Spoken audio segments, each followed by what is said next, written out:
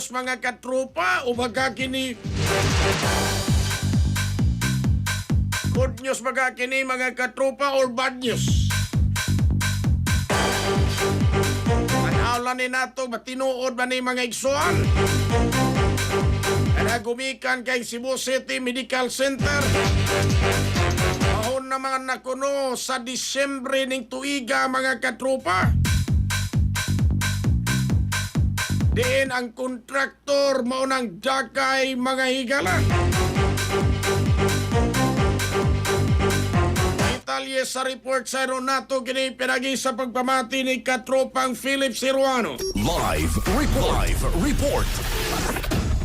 Gi-anunsyo ni Cebu City Mayor Nestor Arcival nga mahumana ang katukuran sa ika-4 hangtod na sa ika-7 nga andana sa Cebu City Medical Center sa buwan sa Disyembre karong tuiga. Sa Enero tuig 2027, adto na mga ekipo nga ibutang sa mga andana para magamit sa mga pasyente gikan sa 80 ka barangay sa Dakbayan sa Subo. Ang syudad ligahin og kapin 700 milyones pesos para sa pagtiwas sa maong tambalanan, apila ang interior sa maong mga andana.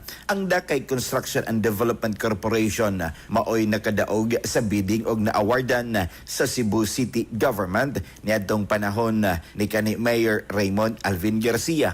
Apan si Arcival na ang nakahatag og mga dokumento sama sa notice to proceed aron makapadayon ang kontraktor. Gibana-bana ni Arcival nga labing minus anaa sa 300 milyones pesos ang pangitaunon nga pundo para ipalit sa mga ekipo aron pag-operate sa maong mga andana. Apan gibutyag ni Arcival nga mahimong mo duble o mo triple pa ang maong kantidad depende sa mga ekipo nga panginahanglanon sanglit ang heart center sa pribalong tambalanan nga maoy gustong kopyahon sa CCMC migasto og labing dako nga kantidad.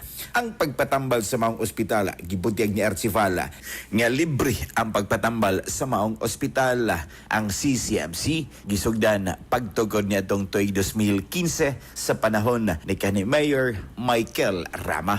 Para sa itong mga katropa nga mga kalalakinaan, kinsa na problema na sila lawas ng galipay. Karon mga katropa, di na ka na angay ikabalaka. Kumikan kay ang Turbo Dietary Food Supplement for Men, mapalit na kini sa inyong mga suking butika. Kay sa Turbo, wagas ang lakas. Alang sa usang Pilipino para sa Pilipinas, kini ay certified turbo user katropang Philip Siruano, XFM News. XFM Report. Exciting! Good morning!